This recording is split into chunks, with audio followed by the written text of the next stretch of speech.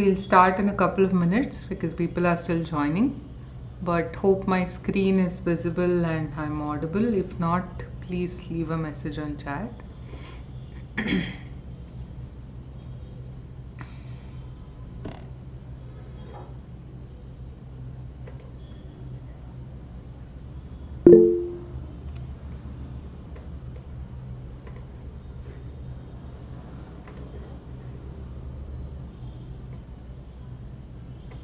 Great. Let's just wait a couple more minutes and get started.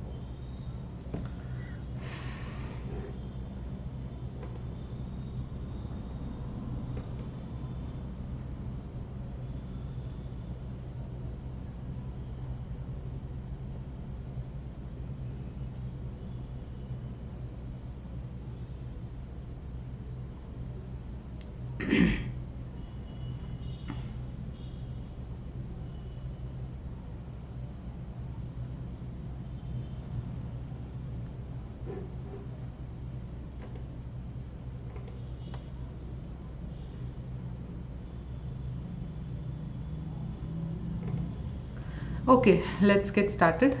So welcome to the live session for the week 10 of the CS100 operating systems course on NPTEL. I'm Prashanti. I'm a second year PhD student at IISc Bangalore. So let's get started for today. I'll skip over this since we're in week 10 and I'm sure everyone has attended one of these at least. So there were a few doubts from the last time. So I'll start with that since we didn't address them in last week's live session, right? So the first doubt was on the question 10 of week 8 where, so let me read out the question. Yeah, let me read out the question. So in resource allocation graph algorithm, when a process PI requests a resource Rj, which of the following is correct, right? And the doubt was that C was the accepted answer and B was marked as a wrong answer as per the key. So let's read both of these out, right? The request can be granted only if the conversion of the request edge to the assignment edge, no cycle is generated in the resource allocation graph. Whereas C reads, the request can be granted only if no cycle is formed in the resource allocation graph while converting the request edge to an assignment edge. So I don't see any difference between B and C other than how they are worded. And I think both are valid answers. I think other people have also felt the same, and I even saw that this is posted as a question on the discussion Google groups, right? So I think in the past there have been cases where the answer key has been changed. So you can raise this again or remind on the same thread, and people who are supposed to look at it and change the answer key will do that. So as far as we are concerned, both of them are right answers because they essentially say the same, and there's nothing different between B and C other than the wording. So hope this is clear.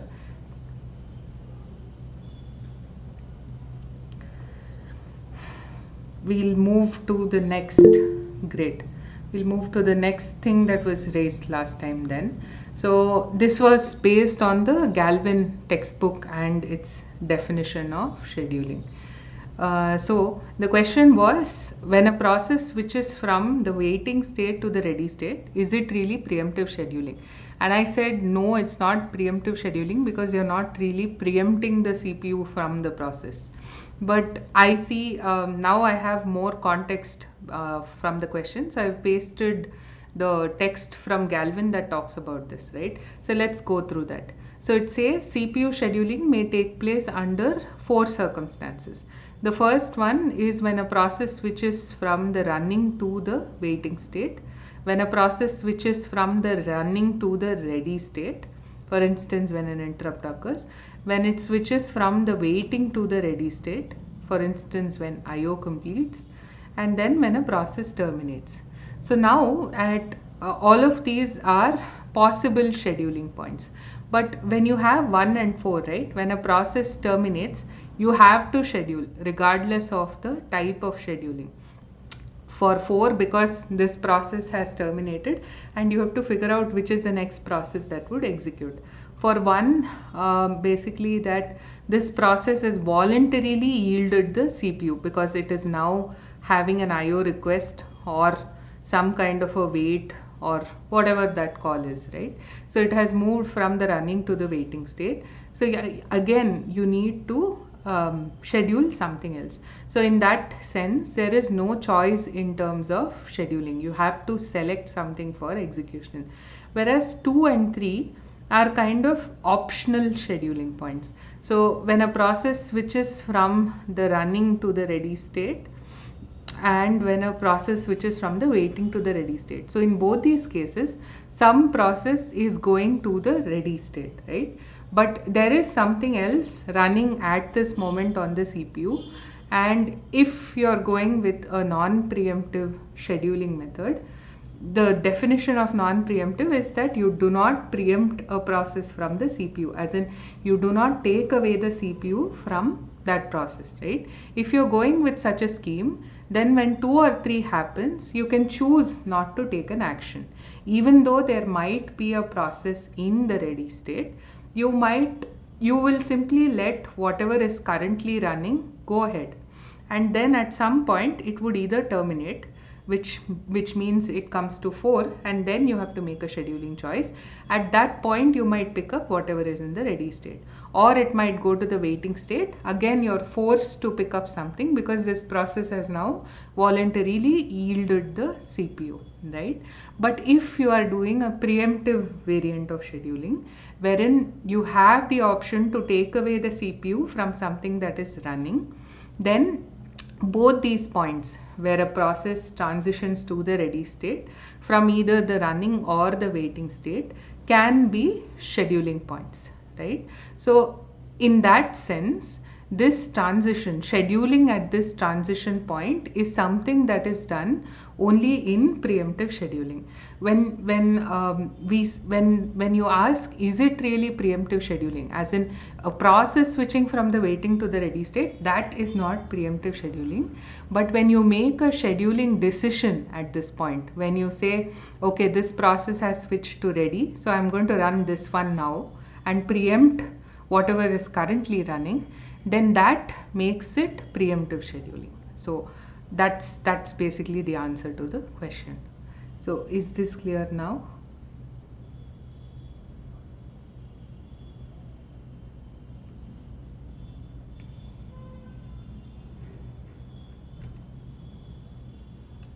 Okay.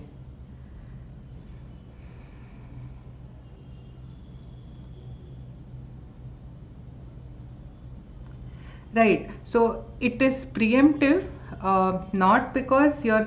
Um, it is preemptive because you're preempting whatever is currently running to schedule this thing that goes to the ready state, right? You might still, and because of that, because of the fact that you're preempting this other process that's currently running, scheduling at this point is called preemptive scheduling.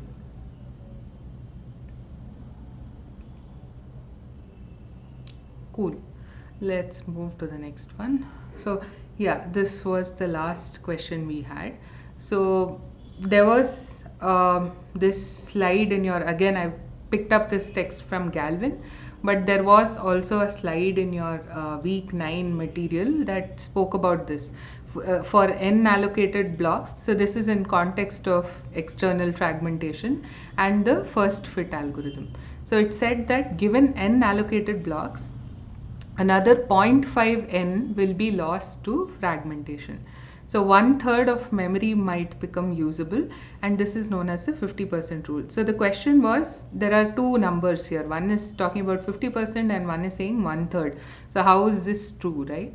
And it is true because this 0.5 n is apart from this n, right? So if you think of it as how much out of if you compare this 0.5 n with the allocated blocks, then 50% is unusable, right? So that's why it's called the 50% rule. But if you compare this 0.5 n blocks to the total memory, which is n plus 0.5, 1.5 n, then 1/3 of memory is unusable. So in that sense, both of these are valid ways to interpret this, and both of them are true at the same time. Hope that is clear too.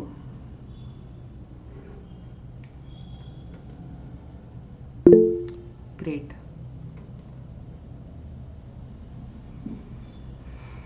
Okay, we will move to today's content then. So, just a recap of whatever was covered in your week 10 set of lectures. So, we looked at things like TLB, what support you have from hardware to implement paging. Then we looked at effective access time.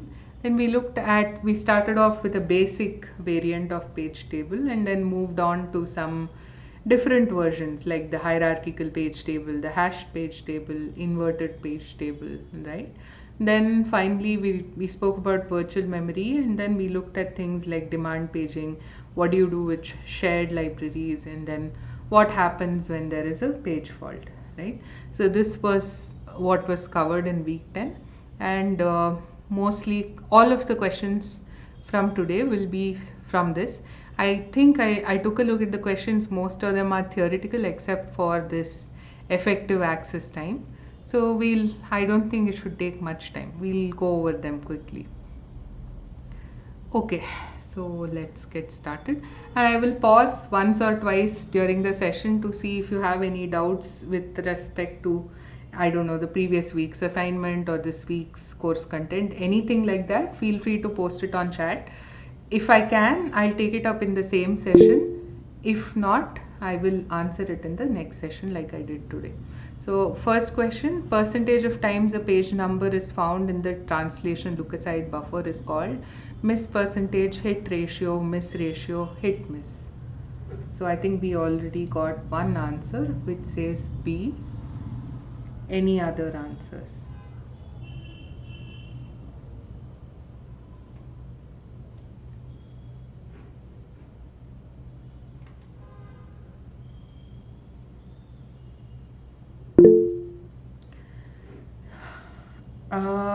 Okay, we will go through that in the answer to this question. It was covered in the week 10 lecture, and that's why there is a question on that. But we will go through it in the answer. For now, if you remember what the translation look aside buffer is, then you can take a guess at this. Even if you don't, if you might have heard these terms being used quite frequently in paging.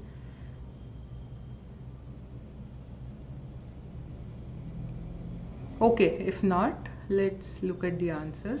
It is hit ratio. So coming to your question of what is the TLB, right?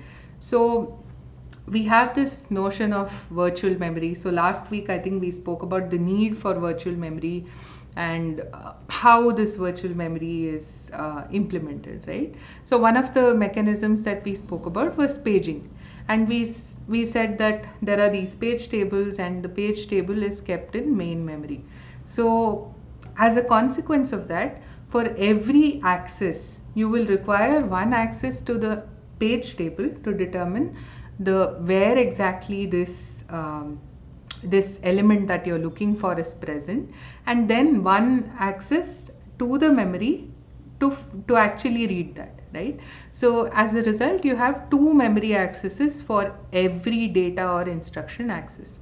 Now this is kind of problematic because you have frequent memory accesses and you don't want to be doing this. So we try to come up with some kind of a faster solution, something that is more performant, and that is a TLB. It's called translation look aside buffer, and this is kind of similar to a cache, right? But it is a hardware cache. So it is a hardware unit and it has this special ability which is called associative memory, or I think it's also called content addressable memory, CAM, right? So what that means is, so let's think that this is the structure of the TLB, right? It has a page number and a frame number. Now you're trying to find a particular element. The TLB has this special property that you can search in parallel among all the entries of the TLB, right? And this is due to the way this particular memory is implemented in hardware. If you're interested, you could go look that up. But as a consequence of that, this associative memory, right, the way it's designed, you can search in parallel. So it gives you a very performant way of getting the frame number directly from this hardware cache instead of having to go to the main memory.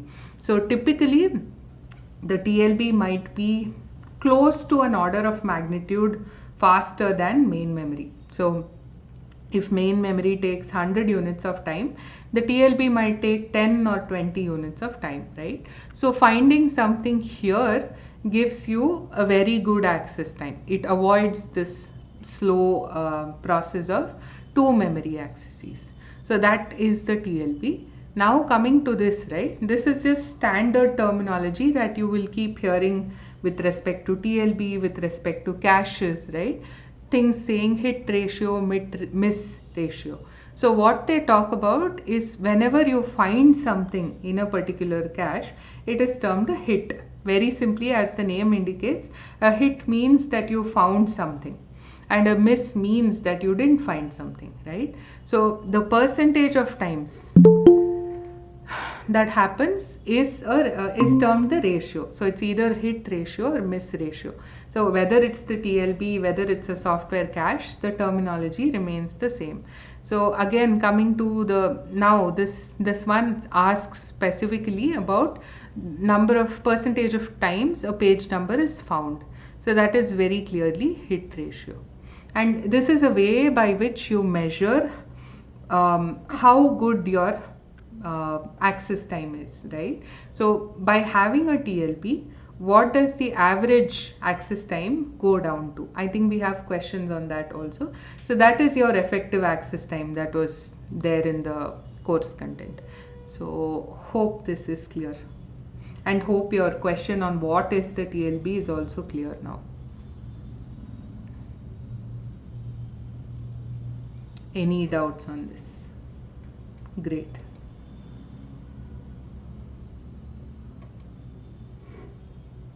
I'll just wait here for a few seconds and move on.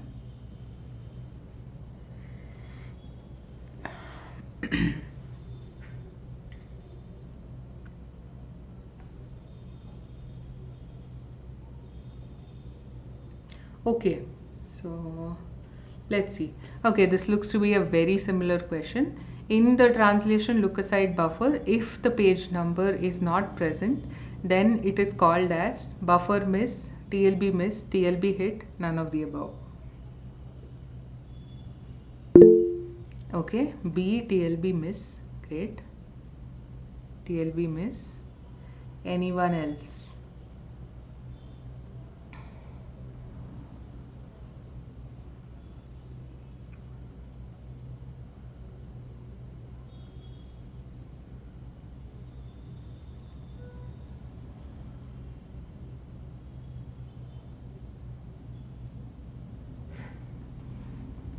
Okay, let's look at the answer. It is TLB miss. So since this was very similar to the previous question, I don't think it needs any additional explanation. One point I'd like to add here, right? These miss and hit ratios are very useful for theoretical analysis. For instance, let's say you have main memory of a certain size, and let's say you have some kind of a cache. Maybe the TLB may be a cache that the operating system itself uses, doesn't matter, right? So maybe a certain amount of your data that your process is going to use fits into this cache, right? Then it would be possible to theoretically calculate if you know the access pattern of a process. So the access pattern is how you're going to access the elements of this data set. So for instance, all your accesses may be restricted to a certain portion of the data in a particular workload. This is very workload dependent, right? For instance, if you're reading a huge array serially, then you know that accesses are going to be one after the other, sequential. You might have some other process that reads things very randomly, right? And in each of these cases, if you know something about this access pattern, if you know the cache size, if you know your data set size, it is possible to theoretically look at what the miss ratio would be, what the hit ratio would be, and come up with an effective access time. Consequentially, you might be able to come up with a different let's say cache replacement algorithm, right? So for instance, there is this software cache that the OS maintains, which is called the page cache. And the way this is replaced is it uses, Linux at least, uses something called a LRU, which refers to least recently used, right? The least recently used part is replaced first. That is the cache replacement policy. But if you're accessing things serially, but you're going to be accessing it over and over again. Let's say you have 100 elements, you're going to access them in the order 1 to 100 and then loop back, right? You're going to access 1 again. So by the time you come to access 1 would have already been replaced from the cache. So you might want to deploy a better cache algorithm, right? Whether it's possible, how to do this are all different questions, but you might want to do something better than what the OS offers. And then again, you can theoretically calculate these things like the hit ratio, the miss ratio, effective access time, right? That tells you how good your proposed algorithm is going to be. So that's some sort of meta information about why this is important. But let's move on in the interest of time. So this is about calculating the effective access time. So consider paging hardware with a TLB and assume that the entire page table and all the pages are in physical memory, which takes 20 milliseconds to search the TLB and 90 milliseconds to access the physical memory. Assume that TLB hit ratio is 0.75. What is the effective memory access time in milliseconds? So you have 4 options. This will require you to work this out. So I'll wait a whole minute. Let me know whenever you're done. Feel free to work it out. Don't just sit and wait for the answer. Take a pencil or a pen and work it out. I'll wait a minute.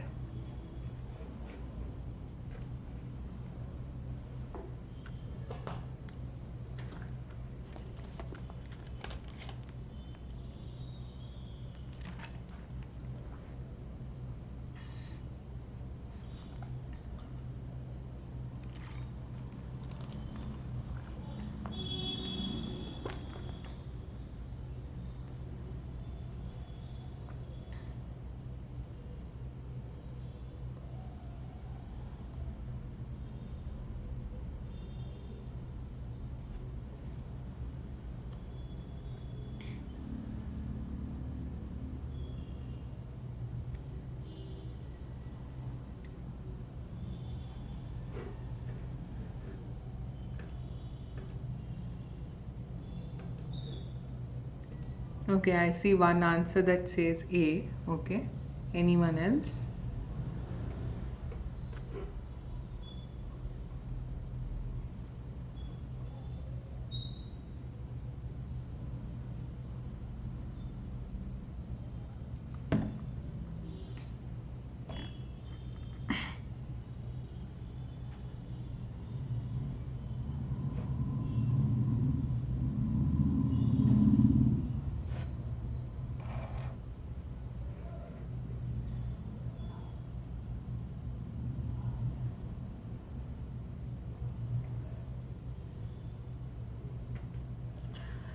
Okay, if there are no other answers, let's take a look.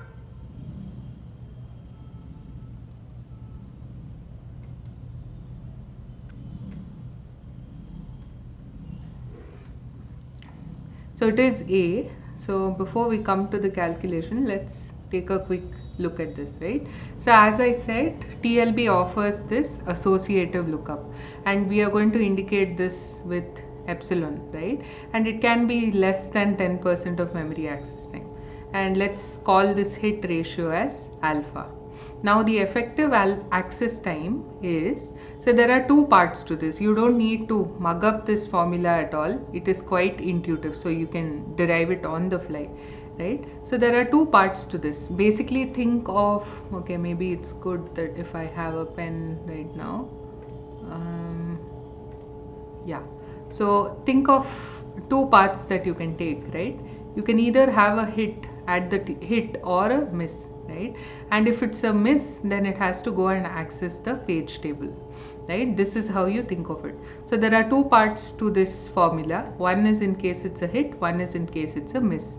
Now how often is it going to be a hit? Alpha times. And how often is it going to be a miss? 1 minus alpha times. So you get these terms based on that. Now, if it is a hit, how much is the access time going to be? So first you have to read from the TLB, which will take epsilon, and then you have to go read the physical memory for the actual contents, right? So 1 plus epsilon. If it is a miss, what do you need to do? So you would have already spent this epsilon searching in the TLB, but to no avail because it's a miss. So you anyway spend that epsilon. Additionally, you also spend one time unit going to the memory access, and one time unit going to the page table, and then another additional time unit going to the actual physical memory location. So you get this 2 plus epsilon from there. So the total effective access time is 1 plus epsilon into alpha and 2 plus epsilon into 1 minus alpha. I leave the simplification to you, but you ultimately get 2 plus epsilon minus alpha. So now going back to the previous question, we had the hit ratio as 0.75. So directly you get 0.75 here and 0.25 here. And the TLB access is 20 milliseconds and the main memory is 90. So in case of a hit, it's 20 plus 90. In case of a miss, it will be 20 for the TLB, 90 for the page table, 90 for the main memory, right? So simplify this. I'll again leave that to you, and you end up with 132.5, which is option A. I'll pause here since this involves some working out. Any doubts on this?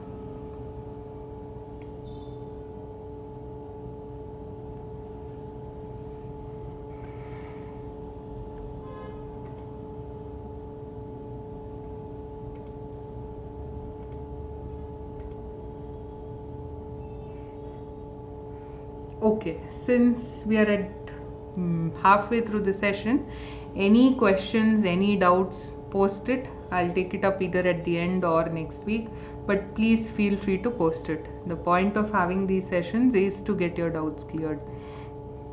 Any questions?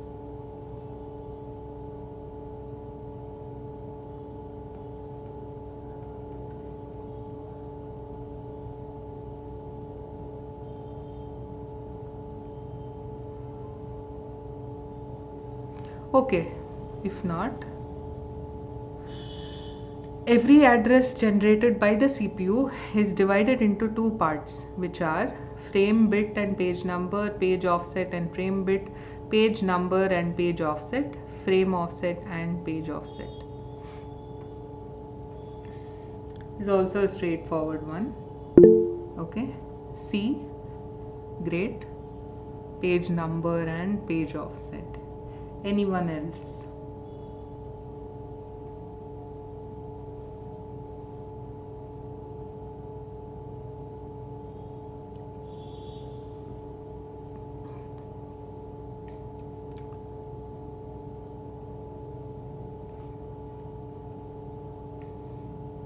Okay, let's take a look. It is page number and page offset. For people who don't remember, I think this was from week 9 but was covered. So the address generated by the CPU looks like this. There is one part P which represents the page number, and that is used as an index into the page table. And the other part which is denoted by D here is the page offset, and this combined with the base address defines the actual physical memory address that is sent to the memory unit. So you can think of, let's say you're trying to find something from a book, right? The easiest way you would say is page number this, and then maybe you define offset. You might say line number something and word number something, right? So hierarchical page tables are very, very similar to that. So you say page directory, and then you might have 3 levels or 4 levels, something like that, right? But this is intuitively how you can think about it, page number and page offset. You need to know ultimately which frame it is and what is the offset there. That would help you get the actual element. Is this clear?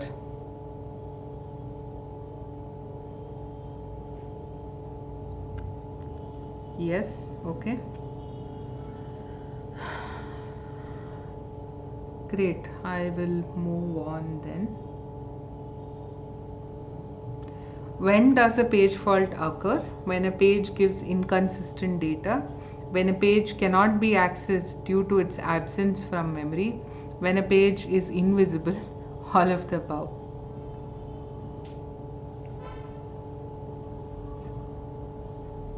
Okay, B, when a page cannot be accessed due to its absence from memory. Anyone else? Okay, another P. Any other answers?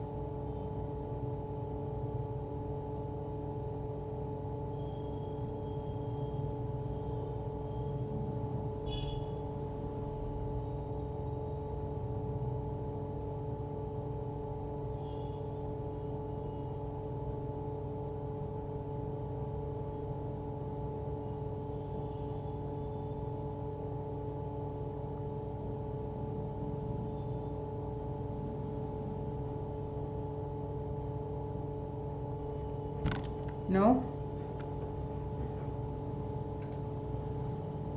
Okay.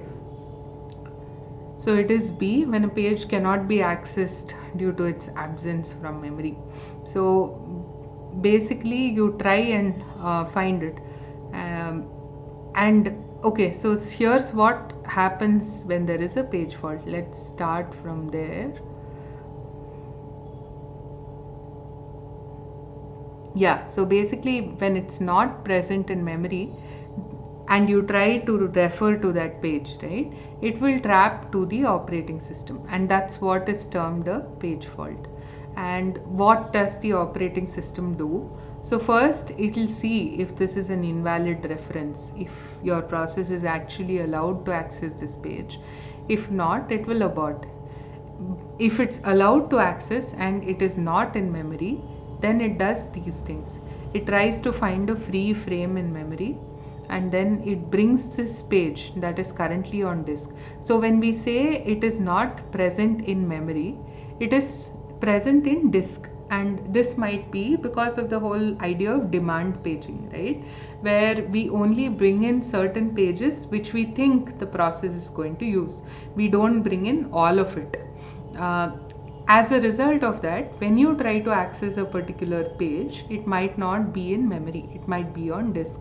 So you need to bring it into memory, and that's what the OS does. So it's kind of a bookkeeping operation, right? So the user process will not see any of this, it will just see that there is a delay, and as a user you might not even see that, because even though there is so much that happens here, right? The OS does checks if this is a valid access, it tries to find a free frame, it swaps this, it does this IO from disk to memory, then it changes the page tables to indicate that this page is now in memory, and then it will restart this instruction that faulted. So it does so much, but as a user, if a page fault happens, so I think you can get statistics on page faults, right? Depending on the OS, it might be a command or it might be going and looking at a particular monitor, but you can see how many page faults have happened, right, in per second or whatever the time unit is. So that will tell you that page faults are not so rare and they keep happening, and it's very normal because we are doing demand paging and some part of our accesses will not be present in memory. But the interesting thing about that is all of this still happens quite fast. So as a user, you will not realize that there is a page fault right now and my application is waiting 2 seconds for the page to come from disk to memory, right? That's something to appreciate. But yeah, when does a page fault happen? When you simply can't find the page in memory. That's about it. Any doubts on this? Again, pretty straightforward.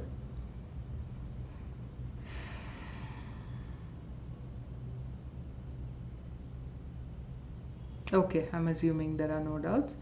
Where does the swap space exist? Secondary memory, primary memory, CPU, none of the above. Okay, secondary memory.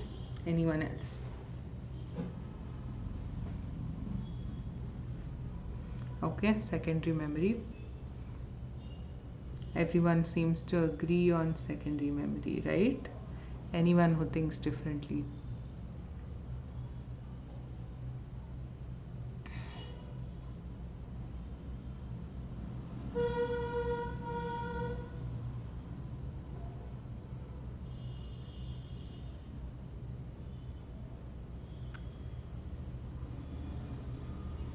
Okay, it is secondary memory. I think I had the same figure in one of the previous assignments as well. So swapping, for anyone who's not aware, refers to this process of bringing a process from disk to memory and moving it out. Why do we do this? Again, because we have a fairly limited amount of main memory, and comparatively the disk is much larger, although it is much slower. So swapping will have some amount of a penalty. I think last time I even spoke about things like swappiness, what should the swap size be, and things like that. So I won't go into all of that today. So swap is typically in the secondary storage, but these days, so I think we looked at this storage hierarchy at the beginning of the course, right, where we said CPU and then registers and then different levels of cache and then main memory, secondary memory, tertiary memory. But memory and storage technologies are also constantly evolving. So you might have in the same category of secondary storage, you might have devices that are quite fast and quite slow. For instance, you might have SSDs which are maybe 10 times faster than some of the older HDDs and things like that, right? So it is possible to come up with more complex and more sophisticated mechanisms for things like this, right? So the swapping typically tries to use this notion that the secondary storage is larger, although it is slower. Now, if you have two levels of hierarchy again in the secondary storage, maybe you have an SSD that's 256 GB and then a HDD that's 1 TB, right? You can have a kind of hierarchy again there, where you swap from the SSD to the main memory and you also swap from the HDD to the SSD. Lot of such things are now possible, but again, because we are looking at things that were probably there 15-20 years ago. We don't talk about most of those things in textbooks, but when you read about the latest storage and memory technologies, for instance, you might have heard of Intel's Optane, right, persistent memory, that was recently scrapped. Think about these things that you read in your operating systems course. How are they relevant? How have they changed? How do they look like in the face of modern technologies, right? Those are some things that you should think about as a person who is interested in systems. So, but yeah, this coming to this, it's straightforward. If anyone has questions, feel free to ask me. If not, I will move on. Okay. Virtual memory is implemented by which of the following? Bus, demand paging, virtualization, all of the above. Okay, B, demand paging. Great. Anyone else?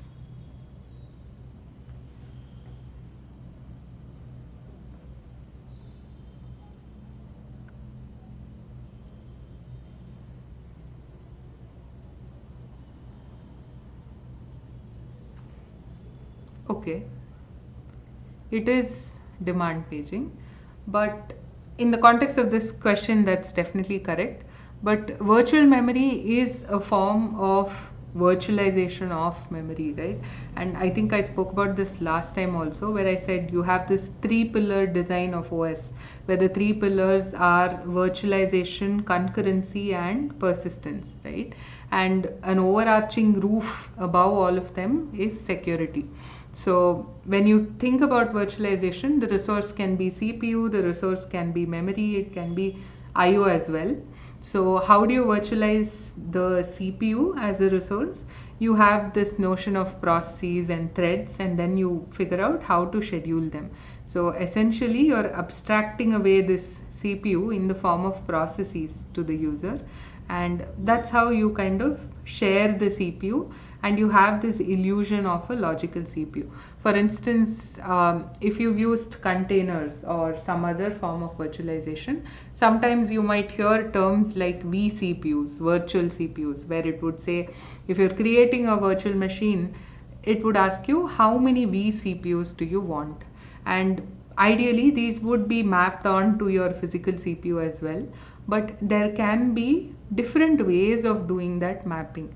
So for instance, if you say I want um, there are different ways of specifying this, right? One is you might say I want one core, or another way is you might say I want 10% of time on this CPU, right? So in that case, the scheduler for this virtual machine will make sure to give this virtual machine 10% of the CPU, because now there are two levels of abstraction, right? Within the virtual machine you have this notion of processes, but the virtual machine itself is a process to the host operating system. So that's something very interesting to think about. So if you find operating systems interesting, you should definitely look at virtualization as a subject. It goes into a lot of very nice details on all of these things. How do you do scheduling? How do you do virtual memory and things like that? But yeah, this is pretty clear. Any doubts on this?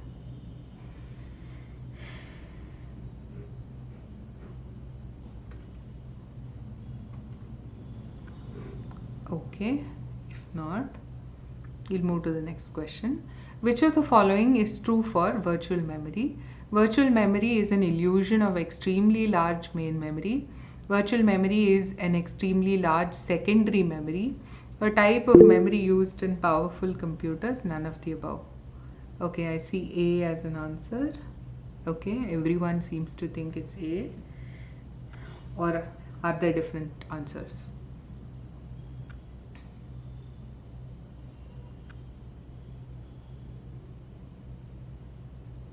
Any other answers?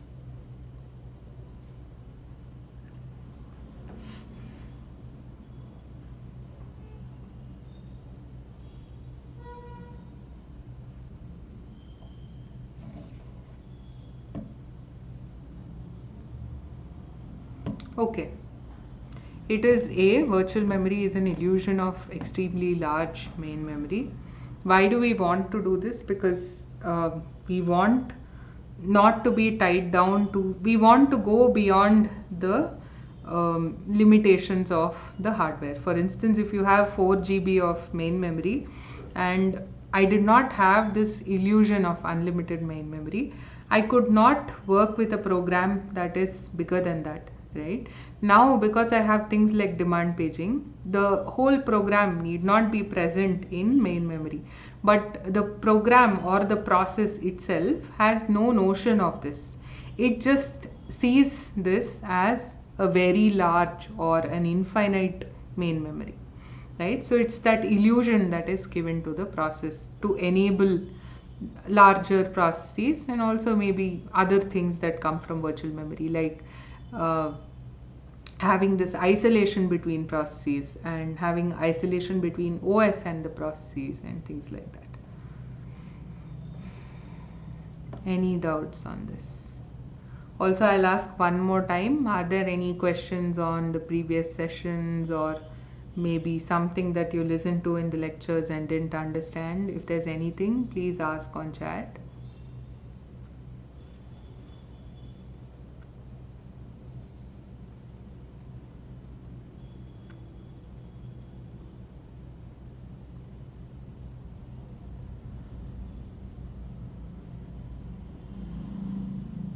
Okay, we look at the next one. Which of the following is true about a page table?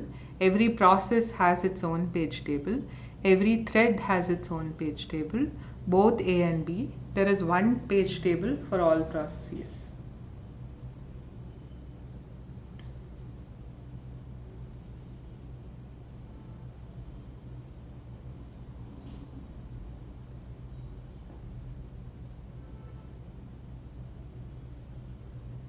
Okay, A and D both. Anyone else?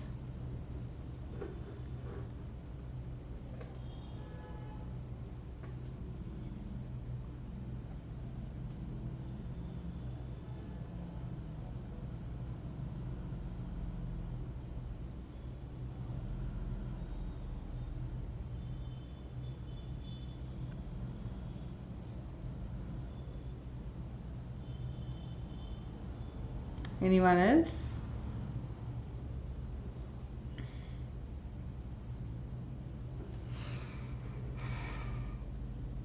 The answer is just A. Every process has its own page table, right?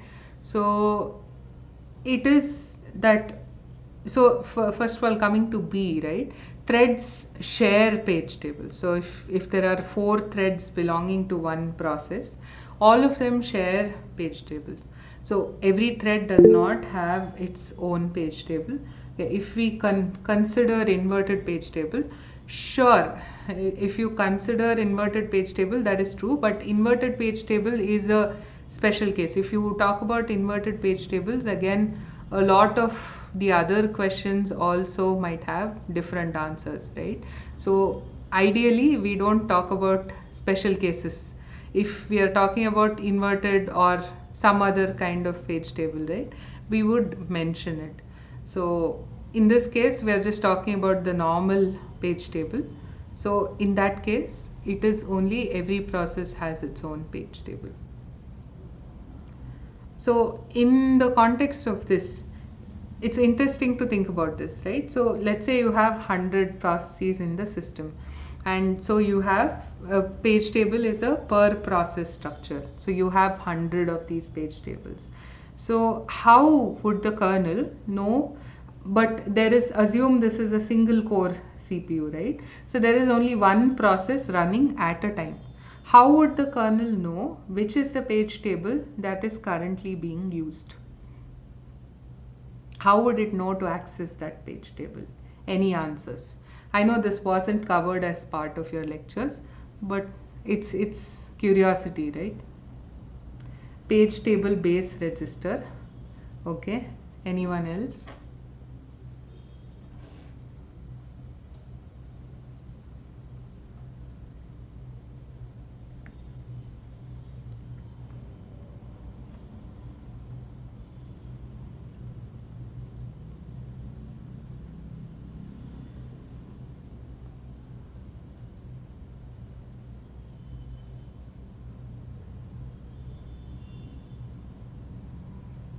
Anyone?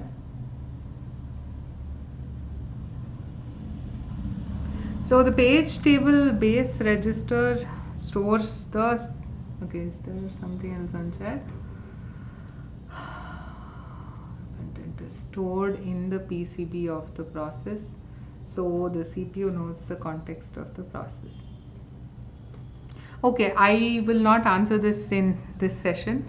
Think about it. I will get back to it in the next session. It's something good to think about. Let's move to the next question in the meantime, which is again straightforward. Logical memory is divided into which of the following? You have frames, pages, partitions, none of the above.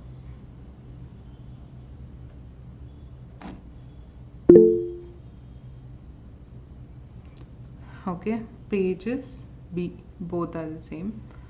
Anyone else? Any other answers to this?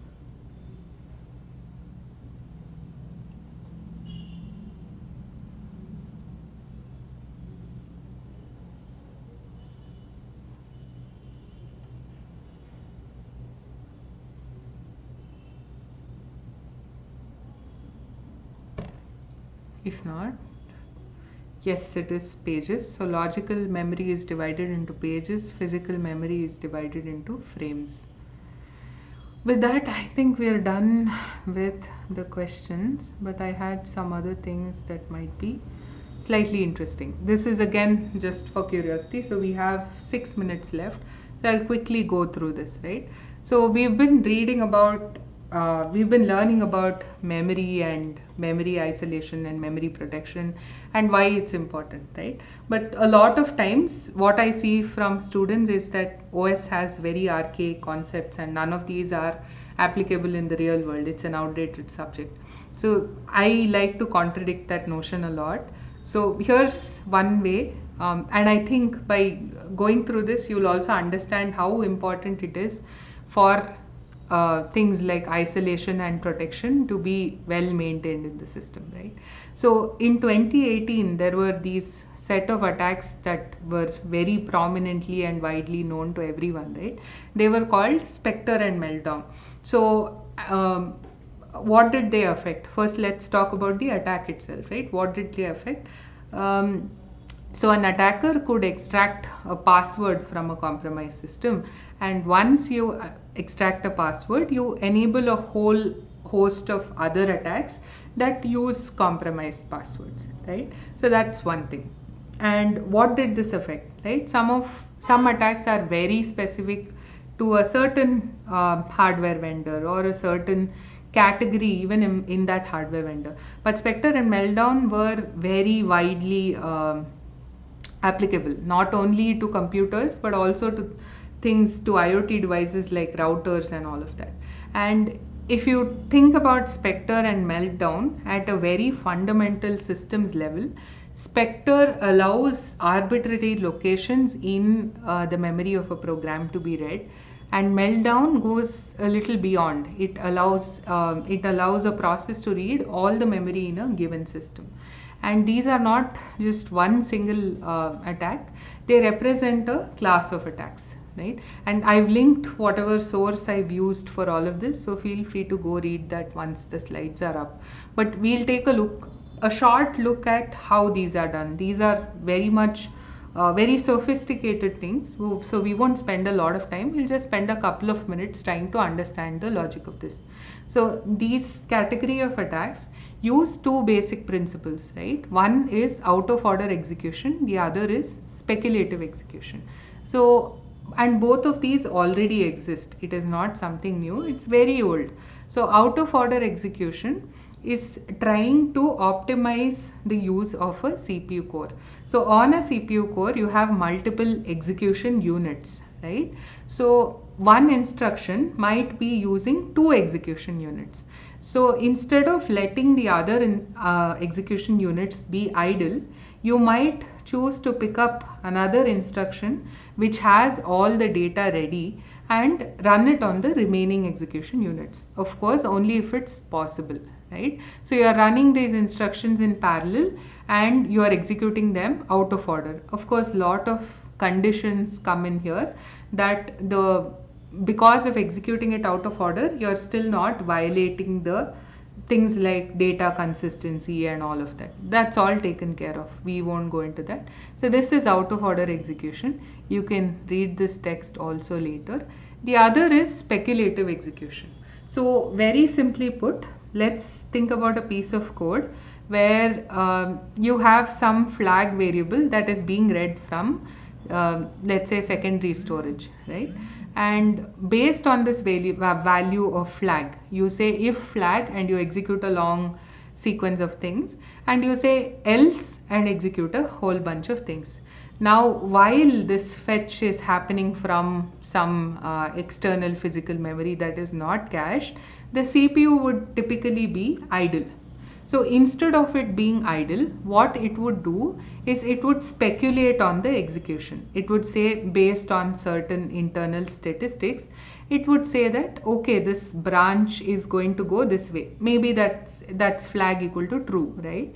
So what it would do ahead of time, before the flag actually comes, it would execute whatever the instructions are there in that particular code block, right? This is speculative execution. You might have also heard of branch prediction.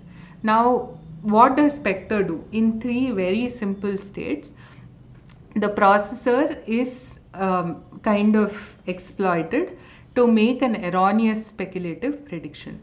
So because of this erroneous speculative prediction, the processor executes those instructions, and let's say it puts the results into some kind of a channel. This covert channel may refer to something like a cache, it might refer to something else. We won't bother about that. What the attack does is recover this sensitive data that has been executed because of this misprediction or because of this wrong speculative execution. So essentially this isolation that we spoke about, right? That one process should not be able to read the memory of another process has been broken. And the interesting thing that you need to notice here is that this was not done by violating main memory. There are a lot of other things that can be exploited. For instance, the caches, the CPU caches, the TLBs that we discussed today, a lot of other things, right? So it's not just enough to provide isolation at a main memory level, but also at these levels. And a simple flaw, a very small flaw in one of these things can lead to something huge like Spectre and Meltdown. So that's something I hope that makes the need for memory isolation and how important these topics that we discussed are. So yes, I think I had one other thing on indirection, right? So systems, a popular systems quote is that you can solve any problem by introducing an extra level of indirection, and in brackets it says except for the problem of too many layers of indirection. So today in this week we saw indirection as having this hierarchical page tables, right? One level of page tables, and you had a problem that the page table would take up a lot of memory.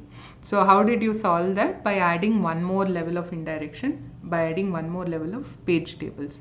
And you can keep doing this. As we saw, we looked at 3-level page tables, and even 4-level page tables exist. But there are downsides to too many levels of indirection. One of them, of course, the simplest to think about, is the performance overhead. But indirection, notice it in multiple places, not just OS. It's always there. It's present across a variety of things, as simple as pointers in your C program, right from there to a lot many other places. So this is one thing. I've just put in some things here. Think about these things, right? And if you have questions or you want to know particularly about one thing, we can take 3 or 4 minutes to talk about it in the next class. So one is what I asked you, every process has a page table. How does the kernel figure out which is the active one? Second, we spoke about all of these page tables and everything. Think about a virtual machine or a container, right? So you have this notion of virtual memory on your laptop. Now you are creating a virtual machine on that. And then what happens to virtual memory on it? For one memory access, how many actual memory accesses would be needed here? These are some interesting questions. Then you have things like GPUs. which again, how do you think memory management is done there? It's typically considered an IO device, and you have a device driver, but you don't have this direct involvement of the operating system like you have for main memory.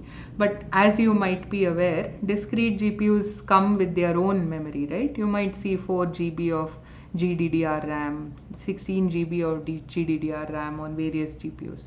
So how do you think memory management? Do you think there are things like pages there too? Are there page faults? Who handles these? Think about those things. And there are newer memory technologies like Optane that blur the boundary between main memory and storage. If you remember the hierarchy diagram, it said that main memory was volatile and fast, whereas secondary memory is slow and non-volatile.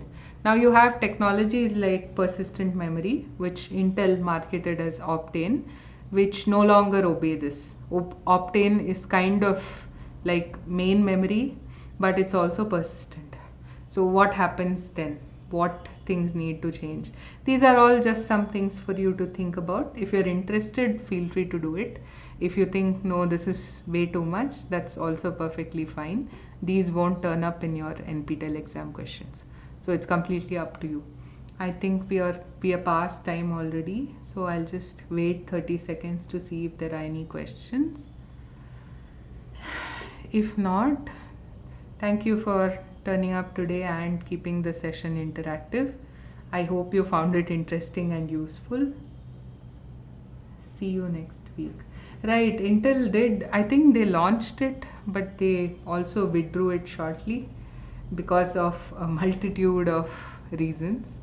So you can read that up. I can add a link here also on why Intel withdrew. Right, because it was withdrawn, I think a month ago. Intel stopped making Optane. So there are other companies still invested into persistent memory, but Intel no longer is. So there are various reasons for that.